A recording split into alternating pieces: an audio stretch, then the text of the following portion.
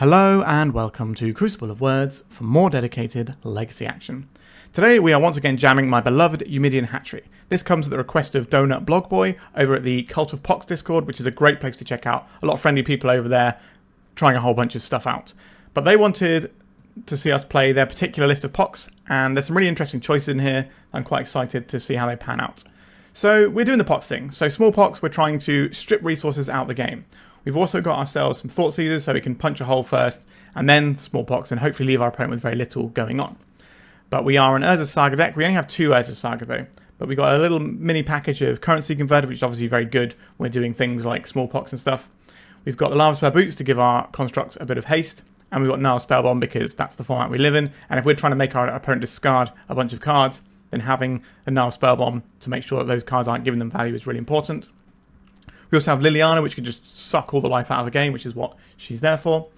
The generically good Orcish Bowmasters, which also helps us cast this one-of Hogaak that we have in our deck. We've got Barrowgoyf as a nice threat here. We've got Dark Rituals to power out early Lilianas. We've got an interesting spread of removal, so we've got Bloodchief Thirst, which I actually quite like because it can, for 1 mana, blow up a Tamiyo, which is quite nice.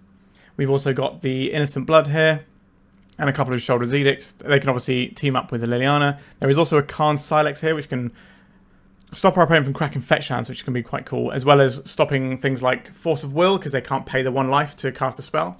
But this can also just do Punish a Steed and get rid of a bunch of little things like mana dorks and stuff like that, which can be annoying for us. And this does hit Planeswalkers.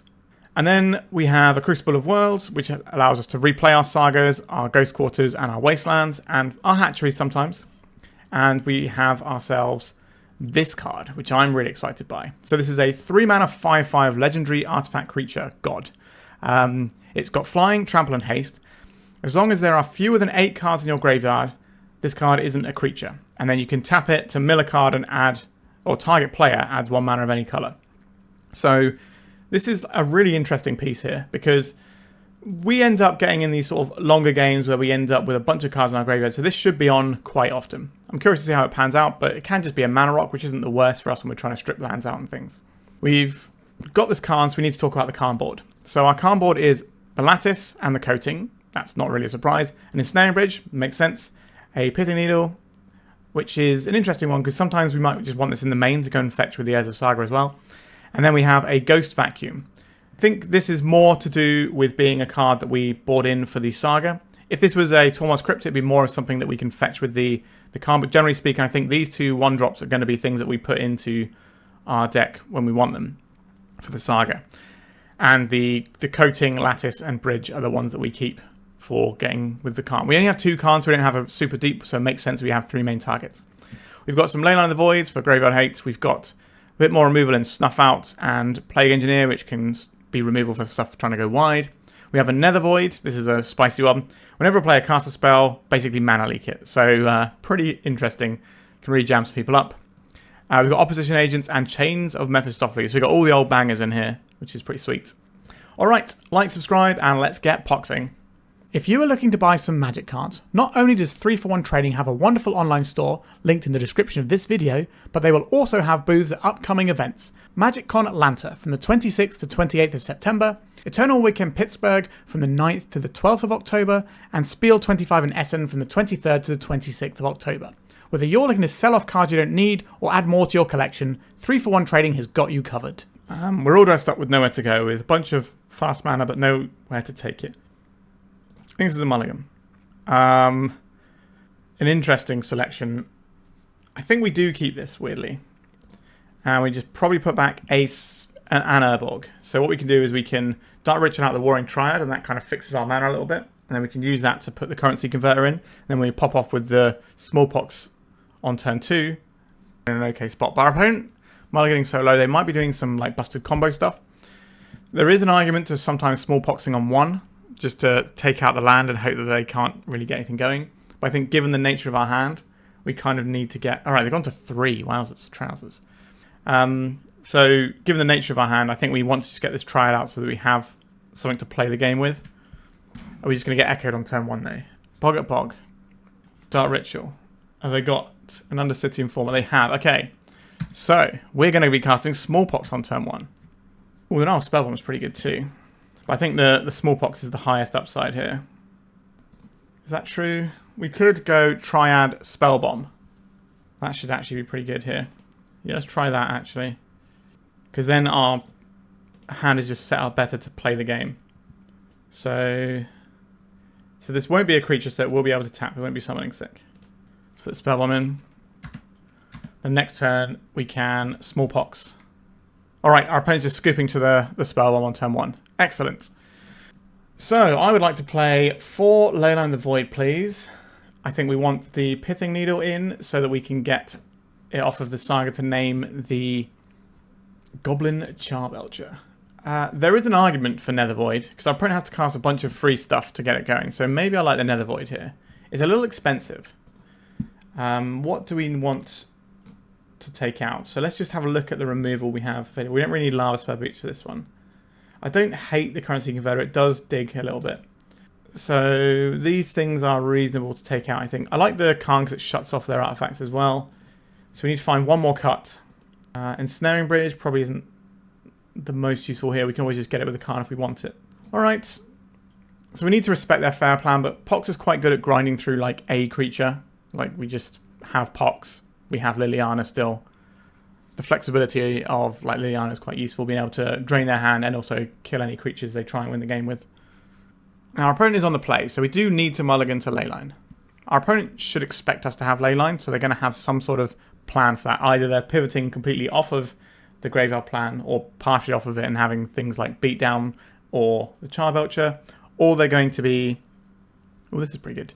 Or they're going to be boarding in a load of things to destroy a Leyline. We keep this, we begin with Leyline in play, and then we get to Dark Ritual, Thoughtseize, Bowmasters, and that's a pretty interesting start. They might Thoughtseize us though. Okay, a KARN POX, a Dark Ritual. Are we just getting Charbelcher on turn 1? It is the Charbelcher, so we have boarded in something to deal with this. A Ghost Quarter. I would like to be able to Ghost Quarter and Thoughtseize, but we don't really have that luxury. I think we just Ghost Quarter Land, because we know they won't have any basics. But the question is, are they more likely to have like another ritual effect? Like this is guaranteed removing them 1 mana if we play this with Ghost Quarter.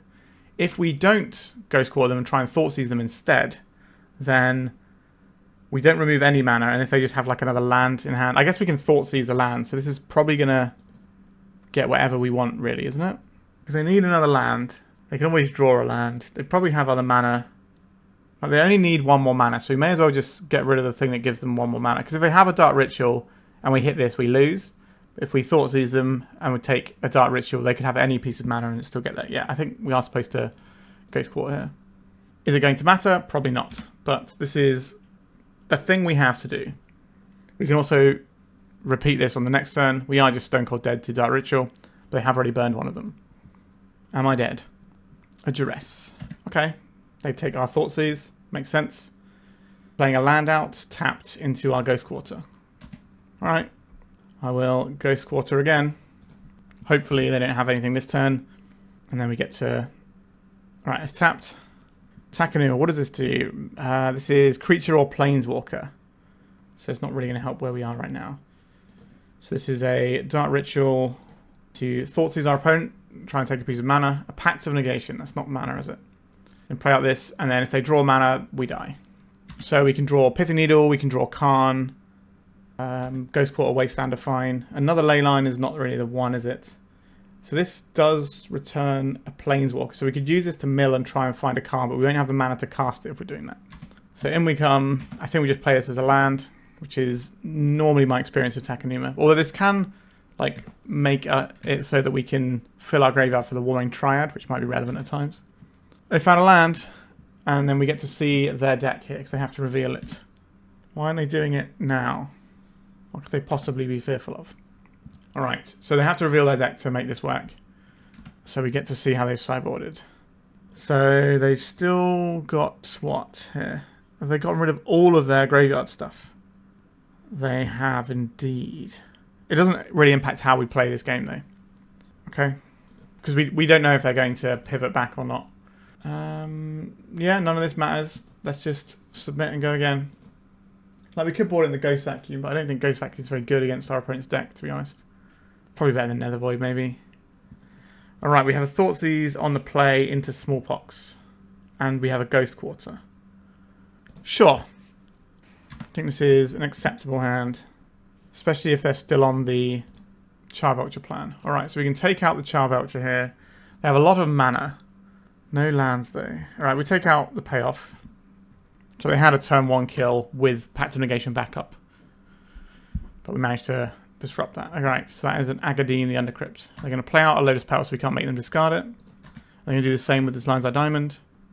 They are. Okay. Karn the Great Creator. Would love to get that in play. How do we get that in play? If we start casting things like Smallpox, that doesn't help us get the Karn in play. Our opponent, even if we wasteland this, they will have 4 mana, so I think the correct play here is just to play a land and pass. Would love to find a Dark Ritual next turn and get this Karn out. If we can play the Karn, then we win the game. I guess they could Pact of Negation and then pay for it, but then that's going to burn all their resources. I will tap this Hatchery, just get a counter on it so that when we eventually pop it, we end up with more pressure. Because our Light Turtle is going to be dealt with in 1 chunk. So this gets a Pithing Needle in a couple of turns. I think that's correct. If our opponent plays a Duress effect, they can take our Karn, so we need to work towards something else that gets us where we need to go. We just need our opponent to brick this turn, and then I think we're okay. If they Thoughtseize us, we need them to brick a second turn. This is untapped, so we're probably dead. Or we're just playing a guy out. Just play a guy out, please. Beseech the Mirror. Okay, so that just goes and finds them the Charbelcher, and then they crack the Lion's Eye Diamond and kill us. Cool. A miserable time was had by all. Let's go to round number 2. Currency Converter into Smallpox is quite interesting. I think we can keep this one. And we immediately start generating value off of our Currency Converter. Summoner's Pact. Are we dead on turn 1?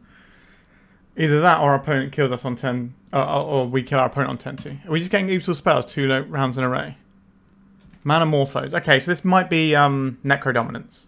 So Summoner's Pact is the thing they used to use before they printed all the double-faced lands. Yes, this is Necro. Okay, so we're probably dead. So they go to their end step. They draw 19 cards. There is a non-zero chance our opponent whiffs here. So they need to Manamorphose into the thing that lets them play everything as instants. If they do whiff here, they obviously die to their Summoner's Pact. But they have plenty of mana. Do they have the Manamorphose? Do they have the Manamorphose and all of their artifact mana is playable and they should be fine. They've got a card that lets them put any number of cards from their hand on the bottom and draw that many. Valakut Awakening, I think it's called. And that's the way they can find what they need. They can also get some Beseech the Mirror stuff going once they've got the Born Upon a Wind, which is 1 and a blue instant. You can cast things as though they had flash. But if they can't find that, okay. Oh, they already cast the Born Upon a Wind. Yeah, okay, there's all the tendrils. There we go. Okay, we're just getting turn 1 combo today by the looks of it. Not really where the poor defenseless Pox deck wants to be. Opposition Agent does have text. We might be able to ramp it out. Nether Void has some text too, if we can get it going. Chains of Mephistopheles. Get in here. So we don't really need any removal spells, so we can just... I don't know if our opponent's running any weird pivot plans. Seems unlikely. So... Pithing Needle doesn't stop anything. We don't need an Ensnaring Bridge either. We don't have enough cards to bring in is the problem. I guess I'll take a Plague Engineer. It can turn sideways when we get into that mode. It's not really what it's about. I don't think they're going to pivot into some sort of Empty the Warrens plan, but it's not impossible. We've still got a Sheoldred's Edict in here that we don't want, but are any of these better? I guess something that cantrips is not the worst. It's probably better than the thing that doesn't do anything here. I think there's anything with Pithing Needle, because it's a triggered ability on Necro. Alright, I think this is what we've got. I haven't seen a Necro deck for a while. I don't think they're great. Quite where we need to be. If we had a Black Source, we could play the turn 1 Bowmasters. That's not actually as good as you might think because they can go off in response to the triggers. Okay. A Thoughtseize into Wastelands and stuff. We can Wasteland lock our opponent. I don't think the Wastelands are that useful, but we're probably not getting better than just having a Thoughtseize here. So, let's see. Our opponent tends to mulligan quite a lot with these Necro decks. That's what the deck does. It very rarely keeps 7s. But if they do keep a 7, we're almost certainly dead. Although maybe the Thoughtseize can get us through, because they only have 4 Necros, 4 Beseech. Which is still a lot of cards I need to get. Alright, they've gone to 6. I'll keep this, and we will put back... I don't know if they have anything... We can put back this Swamp because we have the Urborg, and our opponent's not going to mess with our mana anyway. They've gone to 5. Hopefully we can play against a deck that isn't trying to kill me on turn 1 at some point today. Right, in comes the Thoughtseize. Let's see what the 5-card hand looks like. Cabal, Ritual, Duress, Lotus Petal. I could take the Duress, but that doesn't seem the most useful. Like, they have 3 mana if I take the Cabal Ritual anyway, though. So I guess we do take the Duress. Keep them sweating, because if they have perfect information, it gets a little bit awkward for us. If we can take out their lands, we'll be in an okay spot. Another Wasteland, sure. That's 1 down, 1 more to go. So we need them to not have it this turn. Okay, they've drawn another land. Waste this. Let's deploy Lavaspur Boots. Valakut, Stoneforge. I so rarely see that side of it. So I guess we find out if they have any basics in their deck. They might have a swamp. They did not. Okay, I'll play this thing that allows us to redraw. And then I guess we work up towards the Crucible. They're pretty good at ripping these lands. I guess we just start the Saga beatdown is the better plan here. Manamorphose. Sure, this might just be digging. Alright, they missed on it. That's good. Do I want this for damage or do I want to draw another card? We have Thoughtseize in our deck. I think we're better off drawing a card here than having 1 extra damage on our little thing here. A Hatchery, not really the most exciting, but might draw us towards something else. That also stops the Cabal Ritual from popping off. So I think we get a Saga in this turn, and I will use the Hatchery. So we're going to get a Saga in this turn, then maybe next turn we get the Crucible, because we can't get a thing back straight away anyway. And this way we just have some pressure. The Lotus Petal, are we getting comboed? Our Urborg is making all their lands tap for black, but they already have the Ritual anyway. Beseech the Mire. So they're going for the combo. They only have 1 card in hand, so they do have to find the right stuff with their draw here. But we are... Okay, we're just going to make our little friend right now. And then we can F6 through the turn and see if our opponent fizzles or not. Like, we blew up 3 of their lands and Thoughtseized them. I'm not really sure what else we expect our deck to do against this. Alright, so they're going through the motions. We don't know if they have to use the Valakut spinny ones, but they've already used 2 of them as lands, so they don't have as many, so there is slightly higher chance that they whiff here. If they can't find the Born Upon a Win, they can't win. Alright, there's blue in the pool. There's Born Upon a Win. So this should be pretty elementary for them to win. Unless, like, the Tendrils is next to a bunch of Beseech the Mirrors right at the bottom of their deck. If you want to build your Pox decks to try and be better against these sorts of fast combo decks, you need to be playing, like, Hymn to Turax in your deck. Alright, we're just getting Tendrils out. Alright, 2 rounds down in very short time. Let's see if we can have some slightly longer games of Magic. I guess this was turn 6, but not very much happened until we died. Let's go to round 3. Well, our opener can do a turn 2 Smallpox. I think that's pretty reasonable. We can try and pivot if we need to, but we're going to get 2 1/1s out of it, which can help us cast something like a Hogaak later on down the stretch. We're getting Thoughtseize though. So they'll probably take the Smallpox here and then just leave us with very little action for quite some time. Our opponent could be one of many different decks, between Doomsday, Blue-Black Tempo, Blue-Black Reanimator, Storm combo decks. It's hard to say. Alright, I've taken our Smallpox like I thought they would. I'd like to find a Thoughtseize of my own. We did not find a Thoughtseize of my own. So we can start getting the Hatchery ticking down at the cost of life. Or we can play this Saga working towards a Nihil Spellbomb, which might be relevant. Or we can just play out a Swamp. Those are the 3 options. I think I want to get the Hatchery ticking up. And next time we play the Saga. And then we can start making some constructs and working towards a Nihil Spellbomb. If our opponent is Reanimator, they should be able to go off before that. But sometimes they have draws where they're not able to go off for the first few turns, so maybe we can sneak this in. But there's also Wastelands we have to navigate through as well. Our opponent has a Nihil Spellbomb, so they're probably Blue-Black Tempo, which changes the texture of this game a lot. Alright, this could also just be a flex slot for the Mire in a Blue-Black Reanimator deck.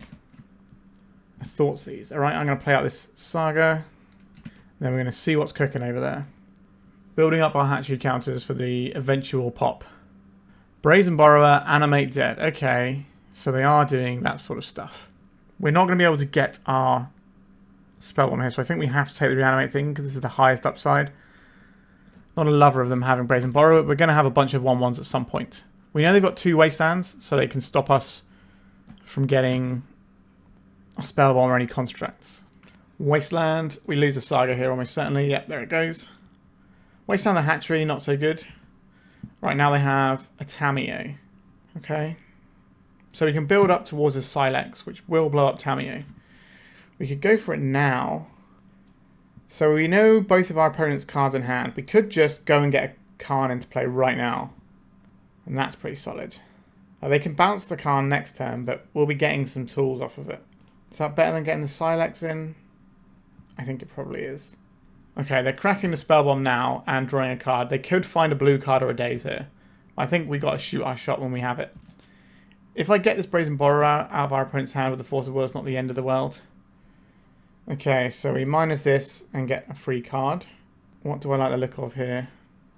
It's probably Ghost Vacuum, actually. Which is covered from the Reanimator plan. Like, we could get the coating, but they're probably just going to bounce the Karn anyway. I'll take the Vacuum. So they can attack with the Tamiyo. They don't get to crack the clues whilst the Karn is around. And they are attacking the Karn for style points. I appreciate that. So then they can Wasteland and take out our Hatchery if they want. But I don't think that's really what they want to do. They probably just play the Wasteland, possibly bounce this. They could try and just play the Borrower. Okay, so they drew a Float Strand. That's good information to have. You can take the Ghost Vacuum out of our hand, or the Sylex. The Vacuum is gone. And then they can bounce this at end step. So if we play out Swamp, what am I doing with this Karn? We can minus it and get another card, because we're expecting it to get bounced anyway. So we just get the Bridge here, or is this an attempt at coating? We get the Pit Needle, so we're covered against the Tamiyo, but we already have the Tamiyo covered with the Karn Sylex anyway. And then we deploy the Sylex here. They need to respond with their Flooded Strand right now. Yep.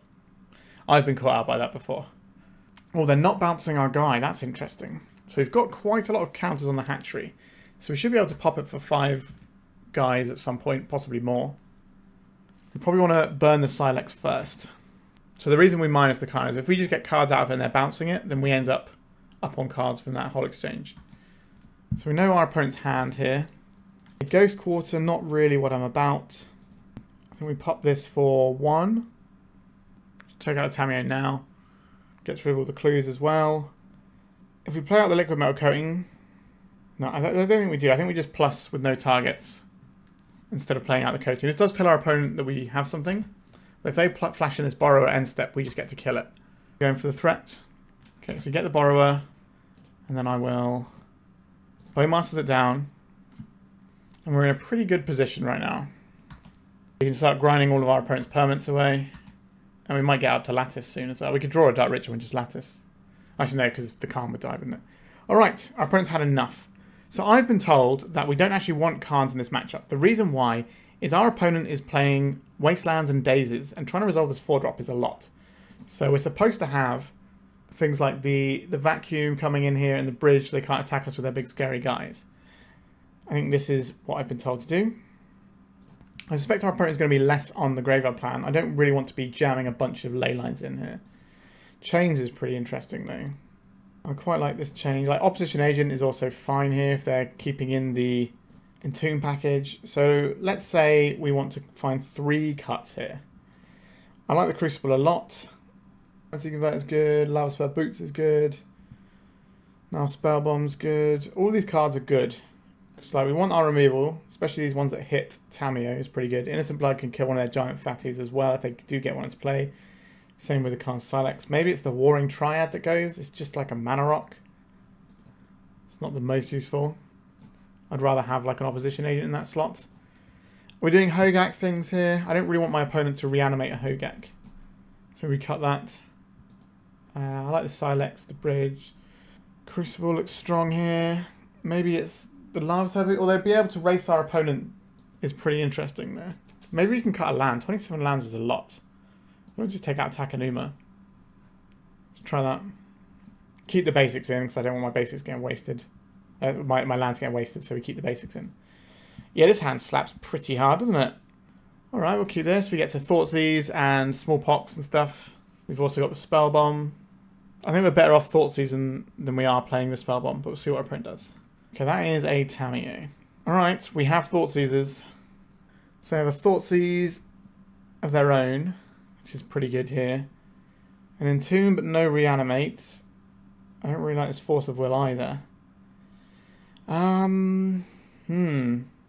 liked our hand, and now I don't. That's awkward. We have the Spellbomb, which can deal with the Entomb. I guess we take the Thoughtseize here. And just protect our hand a little bit. And if they... Well, I guess they can't draw into the two things they need to put a big creature into the graveyard. But they might Entomb in response to another Thoughtseize. Now we're seeing the Ponder. But if they do that, then our Nihil Spellbomb can resolve and we can just take the Force. Eventually we'll not have to worry about this Tamiyo. Did they miss on land? They did miss on land. Excellent news for us. They shuffled off that Ponder as well. A Ghost Quarters, not the one we want here. Let's Thoughtseize again. They got some Force of Wills over there. That's what I'm seeing here. Okay, I guess we take the Entomb. And then I think we drop the Spellbomb here. Just keeping our bases covered. And then next turn we are Bowmasters and Thoughtseize, and then the turn after we hit them with the Smallpox. And then that should degrade our opponent's ability to play this game. Ensnaring Bridge, not the most useful. Right, it's time. It's that time again. It's Thoughtseize time. Daze, Tamiyo. Okay, I guess we take the Daze. We don't want to give them an easy out. So I'm 100% sure they're going to counterspell this. I think we still make it now. So this should be Force pitching Force. Yep. I will take my Him to Turak. Just on lands again. We really need to get to resolve this Smallpox. These clues don't do anything if they can't crack them. Alright, so they have a land here. So this is where it starts to go a bit awry for us. It's cracking a clue. Yep. They know we've got things like Karn, so trying to get the clues cracked while they can make sense.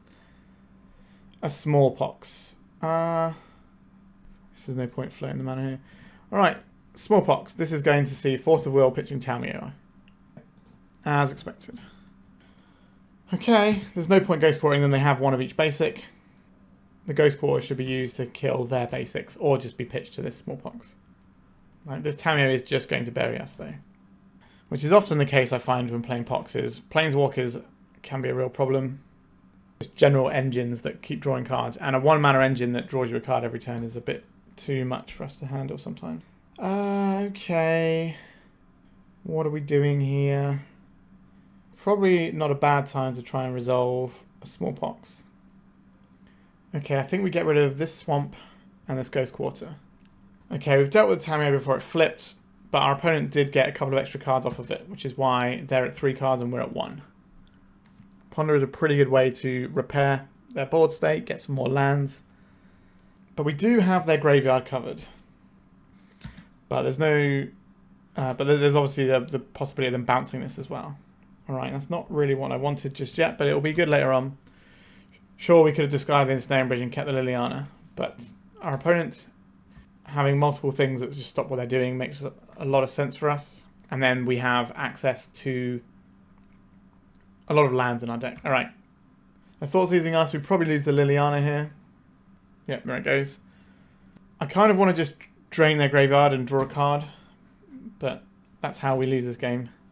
So now Smallpox is bad for us to cast, which is certainly a downside of the deck sometimes. You do end up in situations where the Smallpox hurts you more than it hurts them. Right, their deck just operates fine on 2 mana. Ours does not really operate on 1 mana. We've got some 3-drops and stuff in our deck. And obviously we don't have the Karns anymore, but we still have a bunch of 3-drops. So. Alright, they kept off the Ponder.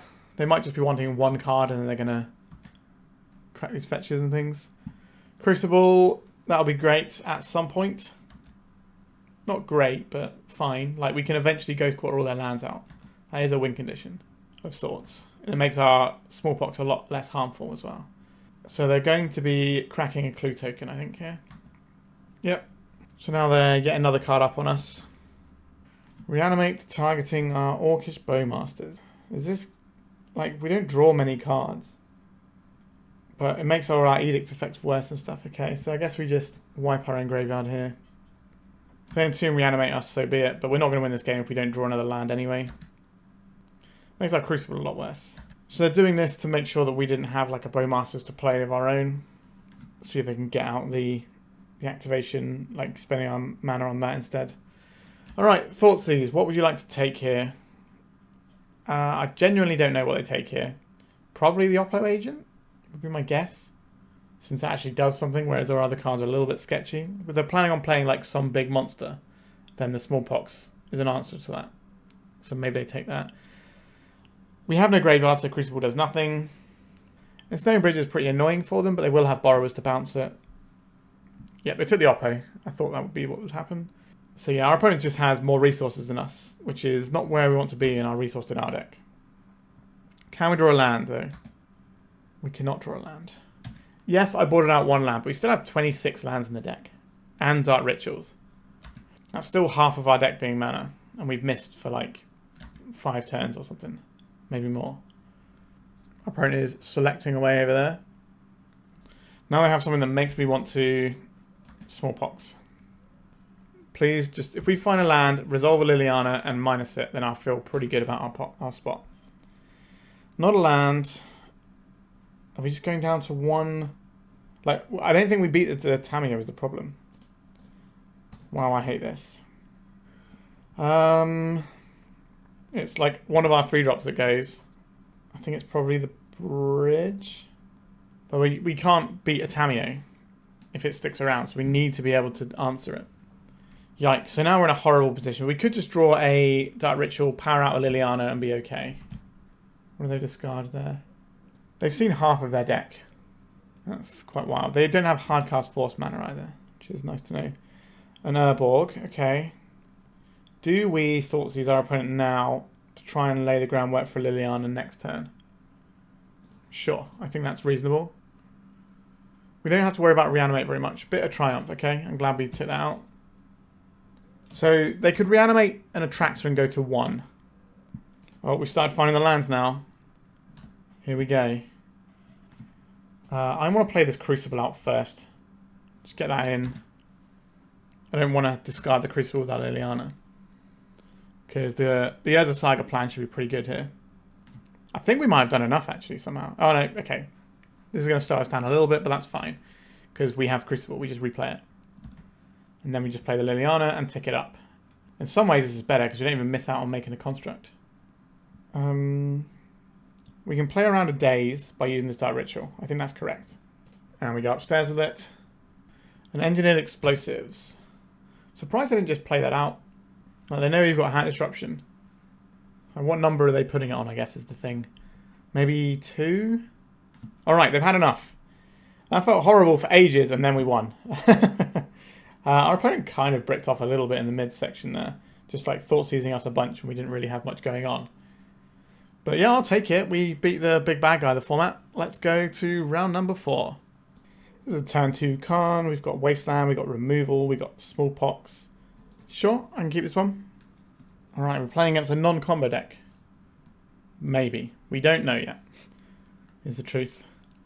A bauble. This looks more like a sort of blue-ready Delvery style list, but it could be a whole bunch of different things. If I draw a land, I'm kind of into Smallpoxing. Okay, that is better. I would like to... Innocent Blood, please. A daze. Okay. This means they're not getting clues that they can crack immediately from the Tamiyo. Ponder. I think we just Sheoldred's Edict and take this out now. I'd like a Thoughtseize. That'd be a great draw. So, if our opponent has a daze, we get in some serious trouble here. Okay, so I think we take this out, and then we're going to Dark Ritual out our Sheoldred's Edict, I think, here. We just don't want this buying back extra cards. Alright, it did cost us 2 cards to answer that. But if you think of it just like, would you Force of Will a Tamiyo? And sometimes the answer is yes. Flooded Strand. They play another Tamiyo, maybe we go into Smallpox Town and just put us both in the dirt and see what happens. Is it a DRC? It is a DRC. It's very tempting to try and get this Liliana in. We're still on 20 life as well. Alright, I think we're going to try and get the Liliana in first. And then we can start Smallpoxing. We don't want them to see another creature hit the board. That would be awkward for us. Just attack for 3. Do your ponders and all that sort of stuff. Just don't do anything too exciting. Alright, I didn't do anything too exciting. Good. Let's try Liliana. I would like you to sacrifice a creature. Some of these lists run 2 Stifles. I don't think we get to play around that. We just have to suck it up. Are they flashing something in? Predict. Okay, they're just getting their card value while they have the Channeler going. So if you cast Predict, you get to see the top card with the Channeler, so you always hit with the Predict, which is a nice little combo. I'm surprised they didn't do this in response to Liliana being on the stack rather than it being activated, because they might have found like a daze or something. So I think that was just a mistake in sequencing. Wasteland, okay, we don't have to worry about that. A Corrie Steelcutter. Are we losing our Liliana? We are indeed. And they're getting another guy, so this makes our Smallpox very bad. How do we beat Corrie Steelcutter? That is an interesting question. Like, we need to grind enough cards out of our opponent's hand so they can't do Corrie Steelcutter stuff. But how likely are we to be able to do that? We have 5 mana, so we can just double Smallpox and put this game into the oblivion and hope that things work out for us. Okay, let's play this game, I guess. We could just slam a Karn, though, and maybe work towards Ensnaring Bridge. That's probably better than just blowing up the entire world here. So the Karn will die, but it'll soak up some damage. And we'll go and get ourselves a friendly little Ensnaring Bridge to hide behind. And then Smallpox can just clean everything out. But if we have no lands after doing some Smallpoxing and we're hiding behind an Ensnaring Bridge, and they do have creatures, then we could end up drawing a bunch of cards we can't cast. And then they just get through the Ensnaring Bridge anyway. But, you know, you got to do what you got to do sometimes. Thundering Falls. Yeah. A Brainstorm. I'd be surprised they didn't play another card and get another monk. So the Karn stops them equipping the Corrie Steelcutter stuff with the equip cost, but it doesn't stop all the triggered abilities on it. So it's still going to make monks and give them haste. But having a bunch of 1/1 monks into our Ensnaring Bridge is kind of scary. I'm just going to bolt this and just force damage through. Yeah, that's makes sense. If that's the only spell you can cast to get another monk, you always want to try and get a monk every turn you can. Yikes. Goodbye, Karn. So we're getting attacked for a huge amount of damage here. Killing us next turn is something that is entirely possible for our opponent. Okay, I'll play this as a Saga out. Are they going to wasteland it with a trigger on the stack? They did not. Let's play out this Ensnaring Bridge. This prevents the Dragon's Rage Channeler from attacking at least. They have a Force of Will. Okay, so we're not dead next turn based on what's in front of us. They cast 1 spell, they put us to 1. If they cast Murktide Regent and give it haste, then we die. Pretty good rip from the opponent there. Yeah, so they give this haste and then we die. Yikes. That was a bit scary, wasn't it? So, what do we want? So, this is a matchup where the Karns aren't really where we need to be. I would very much like to have access to Plague Engineer on Monk. That seems like an interesting one. Snuff Out, I think, is reasonable here as well. I don't hate the Chains or the Ghost Vacuum just to keep their graveyard down either. I think these things are fine. So what do we not want here? The Sylex looks actively great. Oh, if we're boarding out the Karn, we want to board in this bridge as well. Which means if we're boarding in bridges, are we getting rid of the Hogaak? Hogaak is pretty big though. Does some exciting things. Bowmaster's great. Removal spell's great. I guess it's Warring Triad is probably one of the trims there. Barrowgoyf is great. I think having the Snuff Out is worth it. Like, if we pay 4 life and kill a DRC, that's not like the best trade in the world, but it's also still fine. Maybe just take out the Hogaak. Maybe not about that Hogaak life. Let's try this. We still want like a little bit of graveyard here. I like the Ghost Vacuum to keep them off of Delirium, to keep their creatures under wraps. There's also a win condition. Or have I just submitted a 61 card deck there? Whoops. Okay. Sure. Hatchery and removal spells. That gets us somewhere, doesn't it? Here is the Hatchery. We're not just doing a Smallpox to make our opponent discard 1 card. That doesn't seem like a great use of our time. Alright, no play for our opponent. I will activate the Hatchery. I think a bunch of 1/1s is going to be worth it. A Smallpox. I'm going to play this Wasteland out in the hopes that our opponent makes some horrible decisions with their fetch land. They really don't want to have access to an island here. If they get an island, it turns our Ghost Quarter into a strip mine. There is a Wasteland. They're going after our Wasteland. I guess we force the fetch now. Thundering Falls, sure. Those poor little Wasteland triggers not resolving. Or abilities, not triggers. Alright, let's just keep stacking up the hatchery. An Orcish Bowmasters, you say. I'm okay getting this in now. If our opponent counterspells it, it's not the end of the world. If they daze it, and they go back on lands, we just get a little bit more time to try and draw some lands. Alright, we're getting a Force of Will out of it. Pitching Force of Negation. Sure. So this feels like our opponent might be on something more like a Murktide hand. They're just trying to fill up their graveyard, and then they're going to deploy the Murktide, which we can hopefully catch very nicely with this Smallpox. And make a bunch of 1/1s. At the moment, we have to burn the Dark Ritual to get the Smallpox on the stack. And we don't really have more black mana, so we kind of need to draw like Urborgs or something. Alright, no creature for our opponent. A Barrowgoyf. I'm interested in casting a Barrowgoyf here. It's outside of Lightning Bolt range. And they've just burned a Force of Will. They have another Force of Will, so that was just a 2 for 2 exchange. But we've got this pressure from this hatchery. Like, eventually this is going to pop. We can use our Ghost Water to pop it if we have to. Blue and a red. A Curry Steelcutter. And a Bauble. They've got a friend. Okay, so now we're in the situation of wanting to Smallpox. We can take that last card. Well, I guess we can have 2 cards. We can take half of their lands. We can take their any pressure. But we need to find a black source in order to do that. Would love to draw Urborg. That's probably our best draw here. A swamp. How many Smallpoxes do we want to be casting this game? That's the question. Like, is 5 power enough, or are we getting greedier and making it more power than that? Because we can keep black and just bin off our Ghost Quarter. Well, let's see if this resolves, I guess. Okay, I'm going to get rid of a Smallpox here. And I'm going to get rid of a Ghost Quarter. We're going to go for another Smallpox, taking out another threat and another land. And then we just deploy 6 to 7 friends. Play your Murktide. It's a channeler. Okay. So now they're out of cards. We get to do the thing here. Oh, Chains of Mephistopheles, though. Do like Chains a lot. But it's pretty hard to pass up on doing this Smallpox, I think. Like, we know it's going to resolve. We know it's going to be absolutely backbreaking to our opponents. What are we discarding? I think we get rid of the Chains here and just keep the removal spell. And then we just get 6 friends. Yeah, look at that. This is what we signed up for playing this deck. Love the hatchery action. Alright, they've had enough of our insects. Beautiful. Yeah, the little tweaks we've made feel like they're certainly helping. I think we just jump back in again. Alright, hatchery, removal spells, this all feels good. I will lead off on the hatchery most likely. Just start it cranking up tokens. Especially if our opponent's not applying any pressure. There's no reason not to. I don't know, Urborg. Cool. So we don't have access to Snuff Out right now, but we can play Stuff Out next turn, and that's fine. We don't need to snuff anything out now.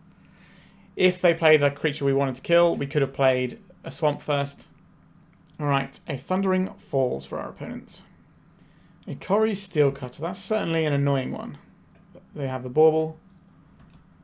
Yeah, we're going to be losing a decent amount of life here between this, our hatchery, and the Snuff Out.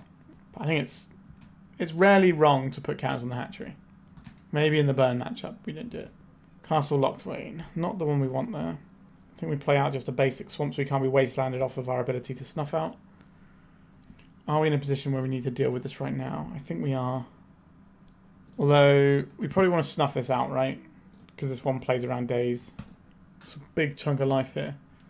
If we had no other removal spells, then maybe we don't do that. But the fact that we do have 2 more removal spells means that we should probably just be getting stuck in with them.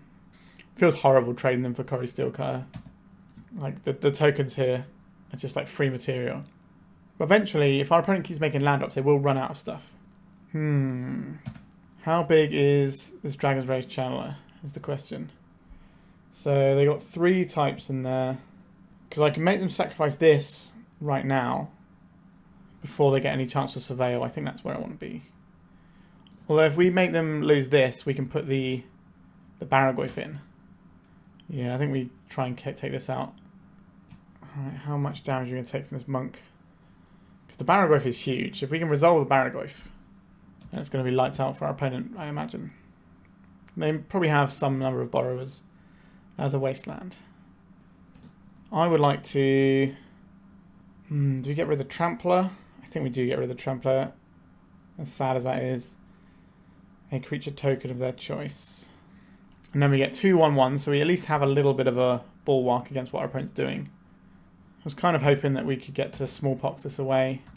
A Thoughtseize. That is a sketchy one to cast, but it might stop our opponent double spelling. Alright, I think we get the Saga in. Now they've burned a Wasteland. And I do think we Thoughtseize here. Unholy Heat, Force of Will, Ponder. Unholy Heat has Delirium, which can kill our Barrowgoyf. Force of Will can counterspell our Barrowgoyf. I think we have to take the Heat, though. The reason being is, if our opponent ponders and doesn't find a blue card, or has a blue card they want to cast to try and get a Kori Steel card trigger, that just gives us a window where they might not have a blue card and we can jam the Barrowgoyf. Okay. They are pondering here. I think we just have to stick the Barrowgoyf and attempt it, even though it's going to be a little bit ugly for us. Yeah, Kori Steel Cutter just constantly making guys is such a burden for us to get through. They did not shuffle. They're playing out the island. I will preserve 1 point of my life with an insect token. Oh, sorry, 3 points of my life. Currency Converter, you say? Is that a useful card right now? We could Currency Converter than Smallpox. I don't think Smallpox feels great. I think we have to get the Barrowgoyf in and hope they didn't draw a blue card off their force. I think we're just dead. Like, we can make a 1/1 guy, but that's not good enough. We do just need to hope they didn't draw a blue card. If they have a blue card, then we're almost certainly dead. Yep, they did find the blue card. It was another Force of Will. Okay, so they hit us for 6. Oh, sorry, they hit us for 5 next turn. So Lightning Bolt kills us. We can shrink their channelers next turn with the Nihil Spellbomb, which is not nothing, but we have to block here or we die. But we are just living in fear of Lightning Bolt at all times now. I think our best bet here is to make a construct, get a Spellbomb here, play this out, Spellbomb. We don't even get to trade with the Monk token is the problem. That kind of sucks. Unless we play the Currency Converter and we just don't draw a card off the Spellbomb. So we play out the Currency Converter, we pop this, we have to kill the Monk, otherwise we die. Yeah, this is ugly. Do we want these to attack or not is the question. I don't know. But maybe they don't attack because we can use the Spellbomb. But I think pushing through 2 damage here is acceptable. Another Channeler. Okay, have you got another spell? That would suck. They do have another spell, so we are just deterministically dead here, right? So we take 1 from this, 1 from this, 2 from this, and then the other one is a 2 as well. So we block the 2/2, and we take lethal damage. Yeah, there's no way out here. Yep, sometimes Delver just going to Delver you. The Kori Steel Cutter was pretty brutal. We couldn't really leverage our Smallpox type stuff very well. Right, we are 4 rounds down. We are currently 1 and 3, which isn't great, but 2 of those rounds were against just like pretty binary, you either win or lose combo decks. That last round, you know, there was a lot of back and forth. Our opponent's draw was just too good for us to get through, really. Okay, on to the final round, see if we can get a little 2-3. We are on the play. This hand does play Magic the Gathering. I will keep this. I think we start off with a Swamp. Please don't turn 1 me, opponent. Scalding Tarn. So we might be in a very similar matchup to the previous round. I think we're just going to play as a Saga game for a little bit. Or for a long time, perhaps. Let's get some constructs going. Also, we can find useful tools like a Currency Converter to make our Smallpoxes better. Or a Spellbomb if that's the sort of game we're playing. Right, our opponent has Jeskai fetch land, so maybe we're against some sort of Jeskai control deck. There's a couple of variants of that floating around. Mostly it's Wizards. But there are some other ones as well, like Days Undoing and stuff. Alright, this has to be like Jeskai deck, surely. Are we going to get Dressed Down? Could be. Or they're taking this opportunity to play around an Orcish Bowmasters and fire in a Brainstorm. Alright, here goes my Saga. We getting Dressed Down? A Brainstorm. Sure. They probably want to fetch around Pithing Needle. What do we want to get? I think it's the Currency Converter. Just start that train rolling. I want to Thoughtseize. I also want to Saga. I really want to see what's going on over there. Alright, I'm going to Thoughtseize and take a turn off Sagaing. Next time we can Barrowgoyf. Right, so shuffling away the cards they brainstormed on top. Are they going to brainstorm again to protect some cards? Spell Pierce. You got it. Right, we'll crash in for 3 damages. Arguably the Lavaspur Boots is fine there as well, but I think we're here for a long time this game. So we want to be able to leverage all the value we can against our opponent's control deck. That is a Ponder and an Island. Send in the Clowns, see if any interaction happens here. He stores 2 Plowshares. You got it. I'll deploy this Saga. And we'll get a little Barrowgoyf action in. Now that they've used up a Plow. I think we're in a pretty good spot here. We are applying pressure, which is something that the deck doesn't always get to do with the old Pox lists. But we've got a nice amount of pressure on board.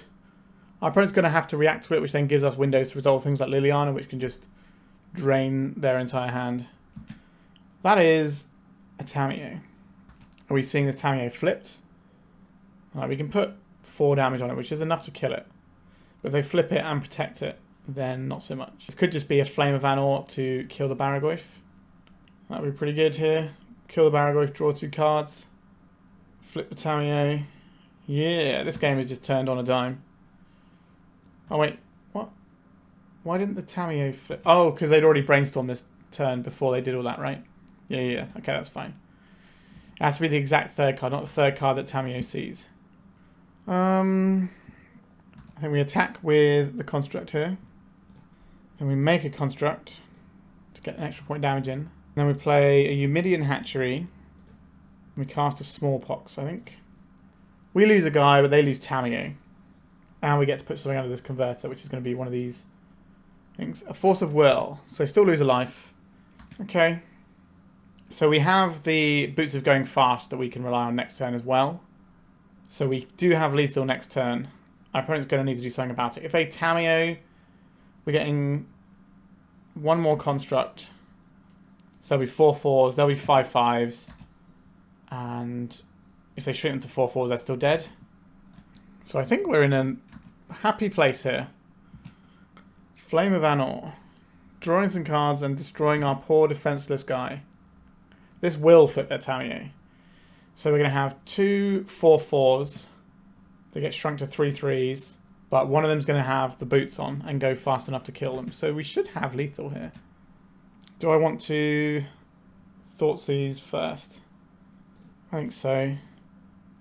How much mana do they have? So they have double Snapcaster mage. So they will be able to play a Snapcaster here.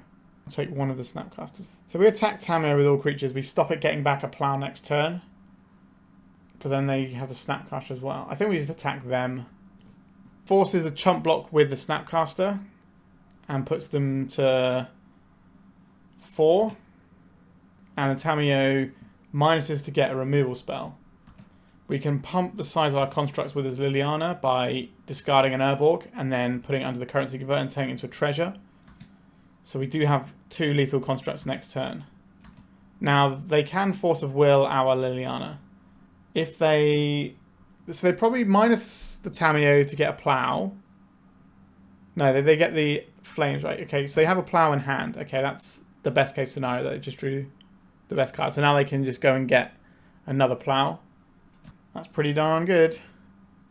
And they pay for the ward here. But we know they can't Force of Will this turn. So we do get a free roll into whatever we want. So if we draw... do we have any creatures that can crack in for enough damage here? I don't think so. This is 2 to activate, so we can't do anything with this.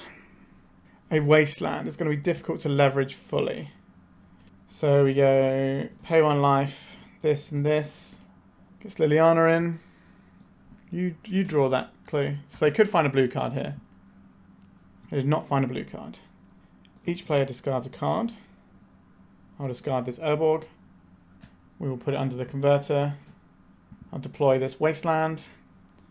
Then we Wasteland our Hatchery here. And we get a Hasty Guy that can kill the Tamiyo. Because the plus on the Tamiyo is horrible for us. And then we have lethal damage on board. Into our opponent's 2 known cards. Not bad. Any game where we get to maybe win the game with the Eumidian Hatchery. It makes me feel good. You got a Supreme Verdict over there to get... Like, I think if they Supreme Verdict, we're still in a pretty good spot because of the Liliana and the Currency Converter. Alright, so they're in the Soulguide Lantern try and redraw stage. They should probably get rid of my Wasteland if they know anything about Pox decks. Or the Saga. Okay, they've gone for the Barrowgoyf. Interesting. Is that the only creature in the graveyard? No. There's Snapcasters. But maybe for the purposes of our own Nethergoyfs? Scalding Tarn. Let's go and get ourselves a treasure token. So I'm going to crack this and draw a card. Let me just send in the team. This is a lethal. What is underneath your Soulguide Lantern? Oh, you didn't need to crack that. You could have just tapped it for black because of our Urborg. Oh, they're Mystic Sanctuarying back something. Okay, that makes a lot of sense then. Swords to Plowshares. Sure. So they plow our 2-drop guy. Or sorry, our 2-power guy. We gain some life. They take 2 and go to 1. And then... Just trying to think if we currency convert it here. No, we get a rogue out of it if we do it this way, which is probably better. So everyone loses their hand. So they lose this Force of Will that we know about. And then I get a rogue underneath here. I guess if we'd have done that pre-combat, we could have got a lethal threat. But I wasn't entirely sure what our opponent was up to, was the thing. What their plan was. So maybe given our opponent a turn we didn't need to give them here. Because we could have had a hasty guy. They kill it, and then we hit them for lethal. Force the Orlingus, X equals 2. If they attack with both, they die. If they attack with one, they die. Because we can stop them getting the Monarch so they don't get any other cards or anything. Alright, we got through there. We maybe could have tried to put the Screws in one turn earlier. So what would I like in a matchup like this? Chains of Mephistopheles, get in here. I think this is a matchup where we want the Karn because it's a big haymaker and a slow matchup. Opposition Agent, not great, but it is a threat. And this is going to be a play as many threats as possible sort of game. I don't think we want these things. I think it's just this stuff. For Ghost Vacuum does shut down Snapcaster Mage and Tamiyo in an interesting fashion. It's not an Ensnaring Bridge matchup. Karn Sylex kills Tamiyo, but I think I'd rather just use Bloodchief's Thirst and these things. So Innocent Blood doesn't look so hot here. Threats, threats, threats, threats, threats. We have lots of threats. We want to keep as many as possible. What are we sideboarding out here? Our lands aren't really under attack. Do we want Takenuma? Or would we get rid of a swamp? We could just get rid of an ordinary swamp. I don't know if our opponent's playing back to basics. Take out one swamp here. We could take out a Dark Ritual, but powering something out early that our opponent kind of can't necessarily deal with. So if we just get like a turn 1 Liliana or something and just make them discard a card every turn, that's going to be horrible news for them. Well, this is the hand that does that, so I guess we keep... We're on the draw.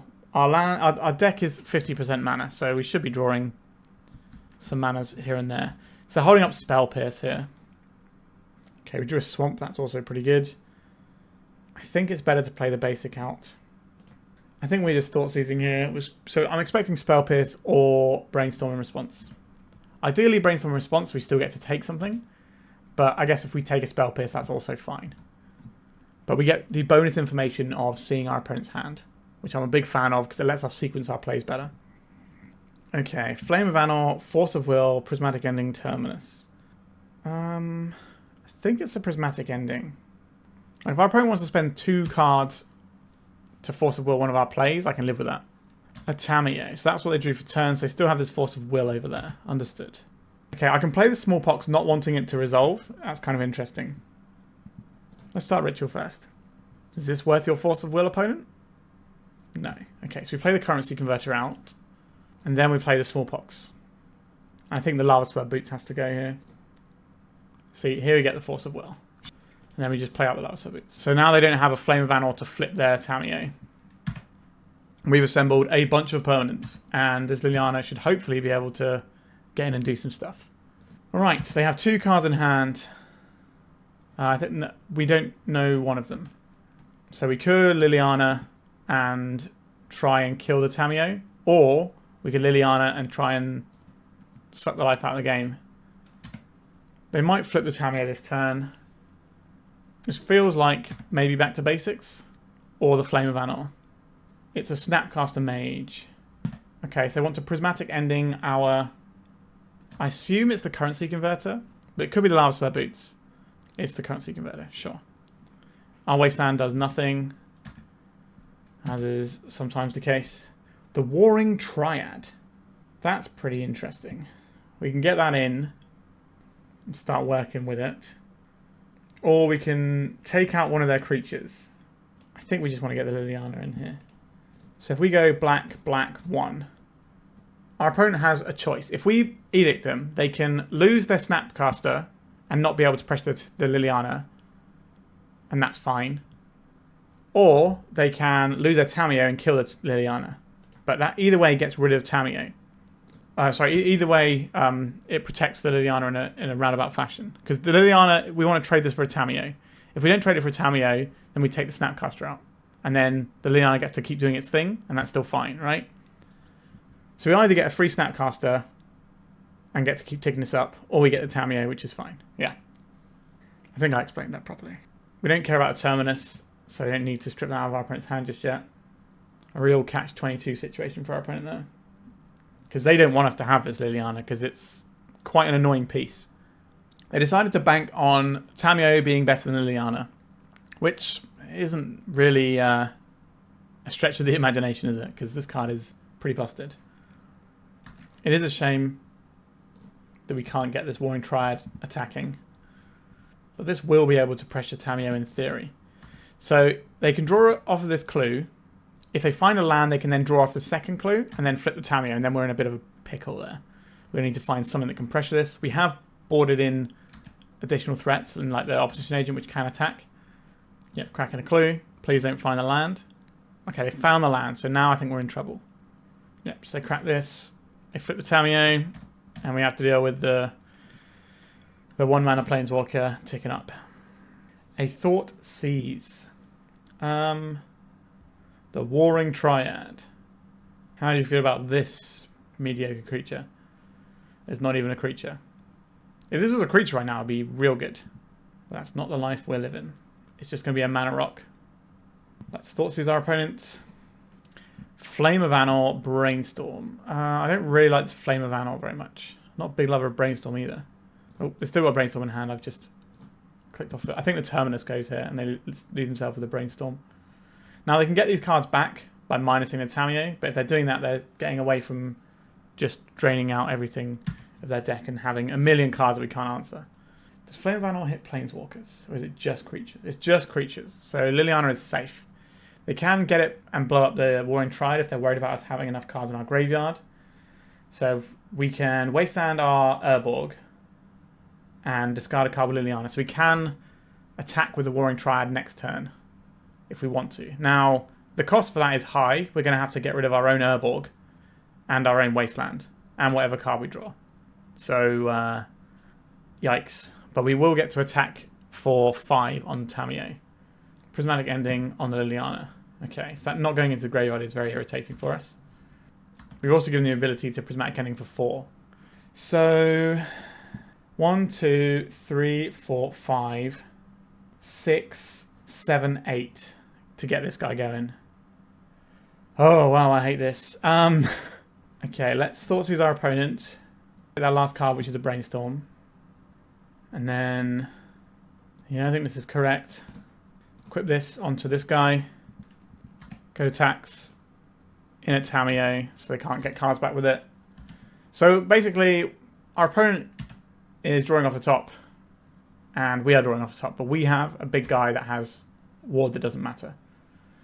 A Tamiyo, you say. Does this have trample? It does have trample. That's nice. Okay, so we get to kill this Tamiyo this turn. This can also turn into mana if we want it to be later on. Or, well, it already is mana, but we can start doing that instead when we don't have to worry about what our opponent's doing. But I think we're just going to be turning our friend sideways over and over again. Please don't read that it has trample, opponent. Okay, they read that it has trample. That's a shame. So, I would quite like to draw a land or a Dark Ritual. Because that way we can put Liliana into play. Because we can use the Warring Triad for mana to get the Liliana in and kill the Tamiyo if they can't flip it. Would they flip it if they could, though? It's an interesting question. Because, obviously, we can pressure it pretty hard. Alright, we just get Flame of Anor here.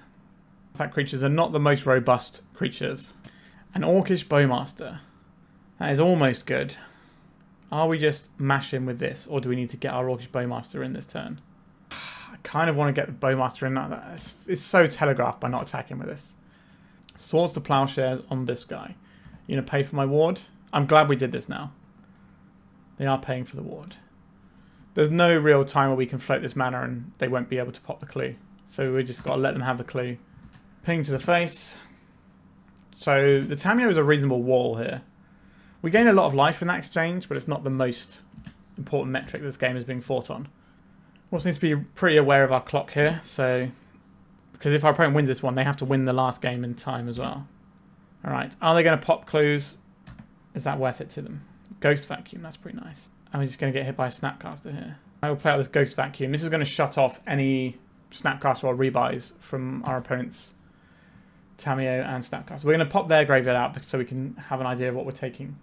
You crack that clue. I get a free ping here. I think it's correct to crack that clue, which I mention this all the time on the channel. This is the reason I actually quite like Bowmaster, because you get to do the thing into it. It's not like Hull Breach where it says you can't do this. Like, you can make the decision. Sometimes it's worth doing the card draw into making your opponent's creature and taking one. And a card that actually makes decisions isn't the worst. I understand why people dislike it, but I think the design of it is a little pushed. But okay, so they're destroying our Lavaspur Boots and our Orcish Bowmaster. This is going to make the Tamiyo flip, which is a bit rude. Oh no, they've already drawn... No, this is going to make the Tamiyo flip, right? Yeah, because they didn't to do the card draw mode like you would normally do. Okay, so we're going to struggle to deal with this Tamiyo now, which is a phrase that I find myself saying far too often when playing Magic the Gathering. Which is the card that we care about them. I don't particularly want them to have... I guess it should be instants, right? I guess we take... kind of want to take the Terminus, because they can put it back on top. A Eumidian Hatchery, that's something. We can attack them for 1, or we can make it so the Tamiyo dies if they get anything back. Not that they're going to get anything back in the face of our Ghost Vacuum. But I think we just have to slow this by a turn or two. I don't know why it gets to +2 and minus creatures.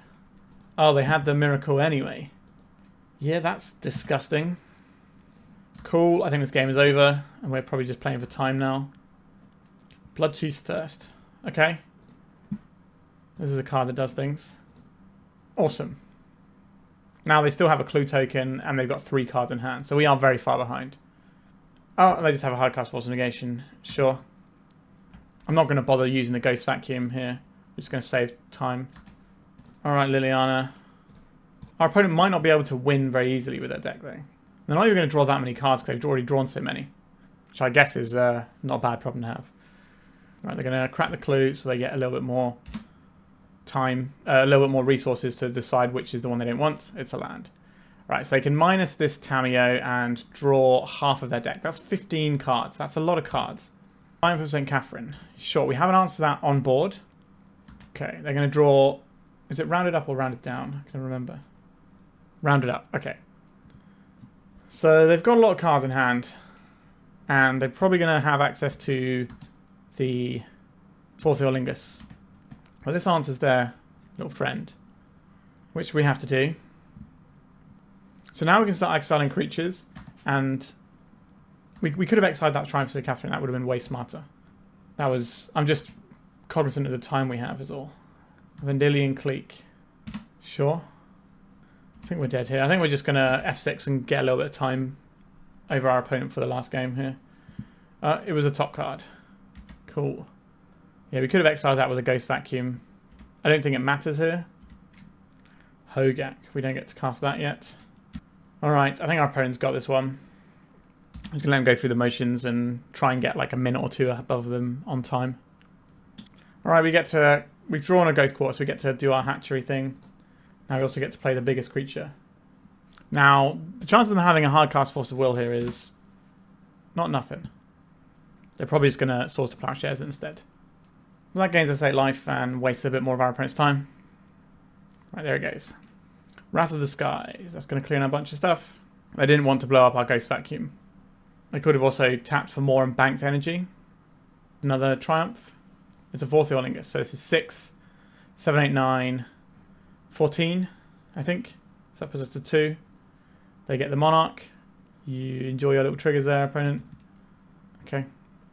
And our opponent just clicks through and kills us. And then we go to game 3 with our opponent having 8 minutes to win with their slow grinding control deck.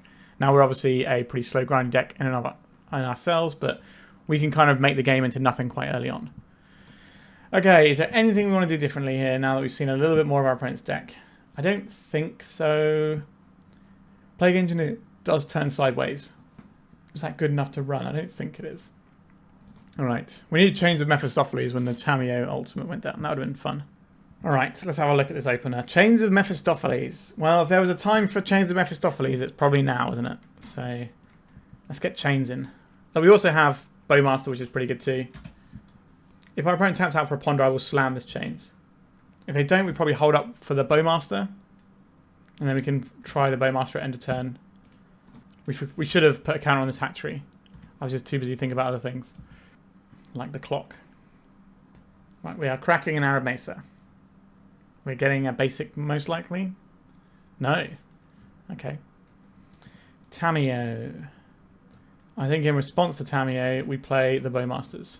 Then we don't play this weird game of trying to get around our opponent's draw effects. They didn't counterspell that, which is interesting. Now they might have a Spell Pierce, and that's why.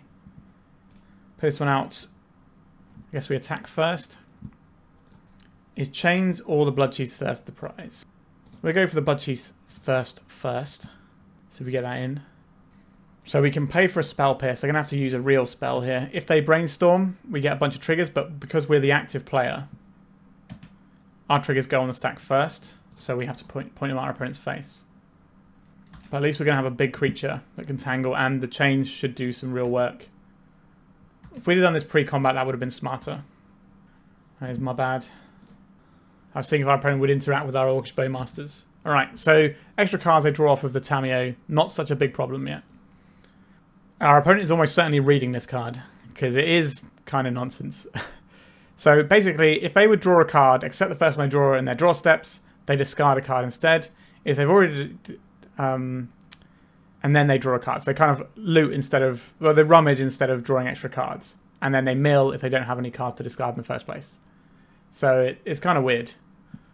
But if it's taking 2 minutes off our opponent's clock to read Chains of Mephistopheles and understand it, then that's certainly playing into our game plan against our slow opponent's deck. Our opponent's slow deck, I should say.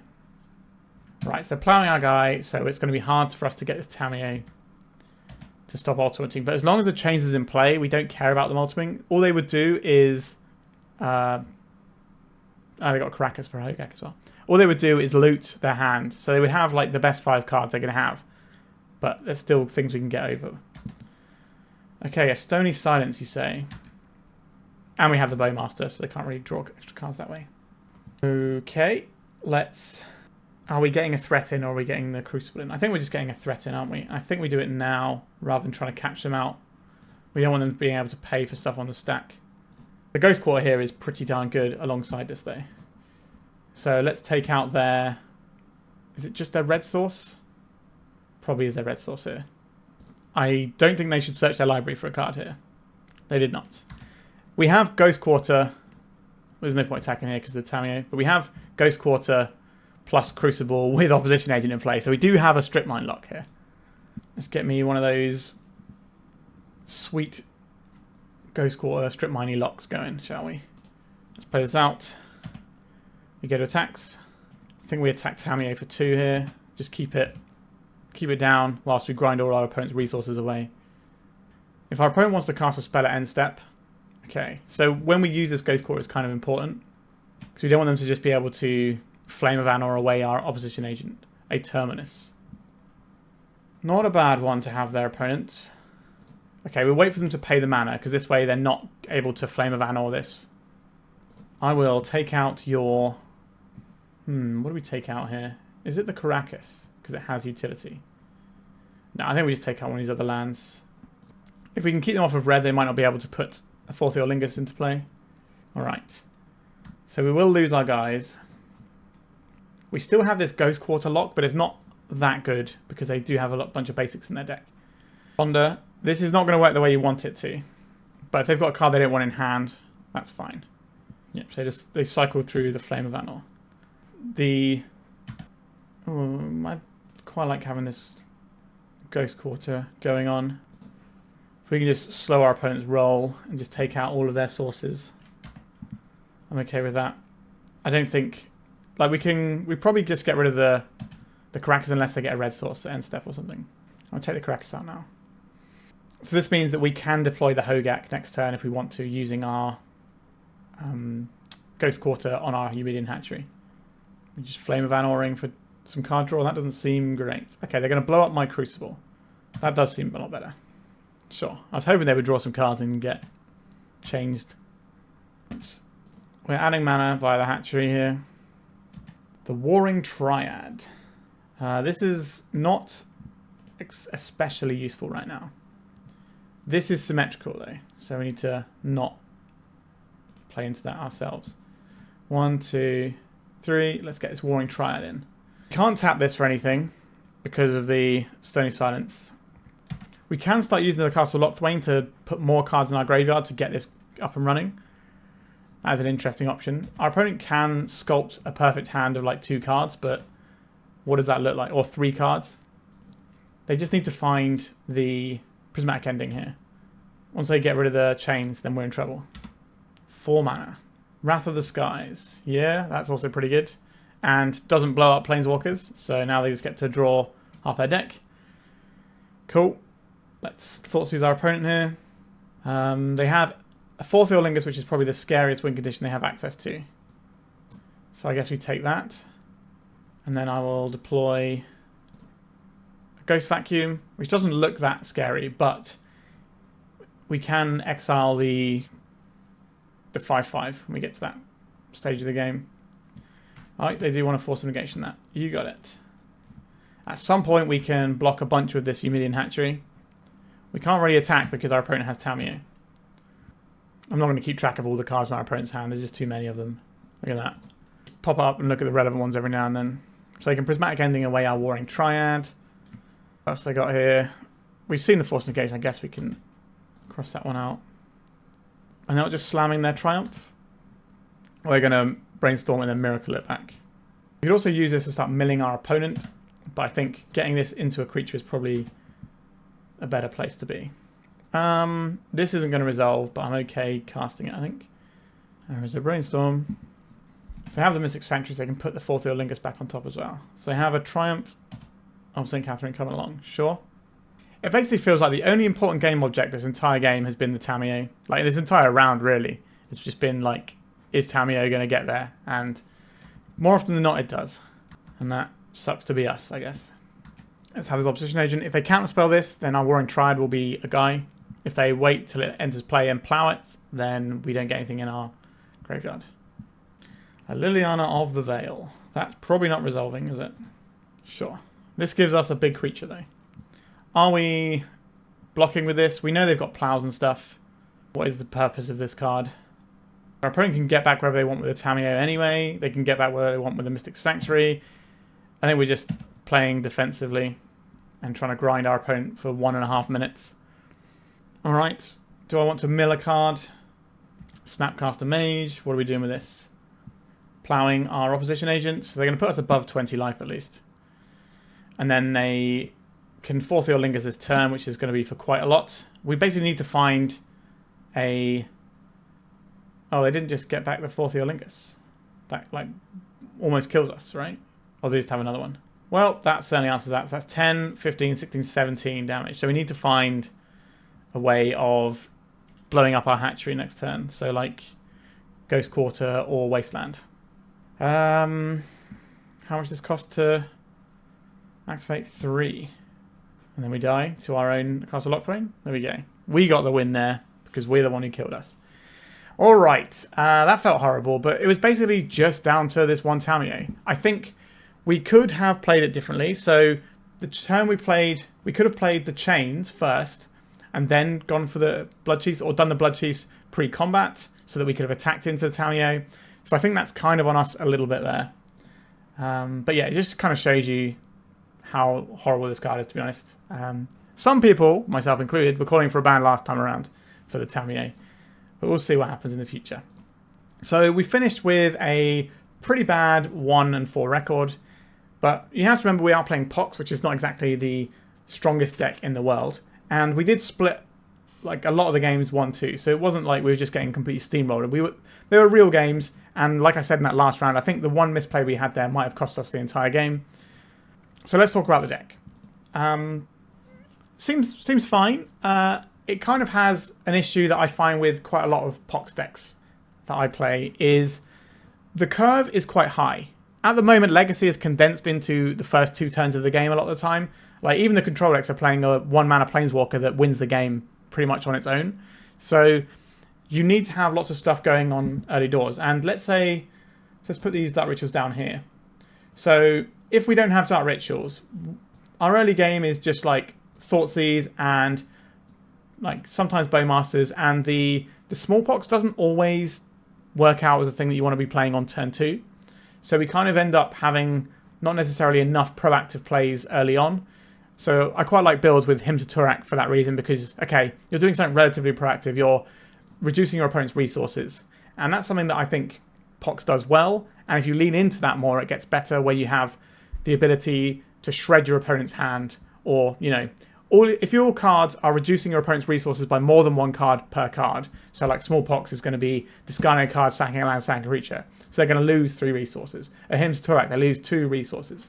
Liliana keeps draining them for resources. Stuff like that is going to be the sort of angle that I like to take Pox in. The KARN was pretty good though. I've played this before in Pox builds, but it certainly did things, and it was a draw that we really wanted in certain matchups. Now, we're a bit unlucky that we paired into 2 combo decks and we couldn't like get our KARN out early enough or whatever. We did have draws where we could have beaten the Useful Spells deck if we'd have just had the mana to get the KARN out, or we'd have drawn our Pithing Needle. That would have been fine too. The Warring Triad, it was fine. We had a cool game where we like wastelanded our own thing to try and get this attacking. It kind of reminded me of the old days of Nimble Mongoose, where you would hit your own lands to get Threshold so you could crash in for 3.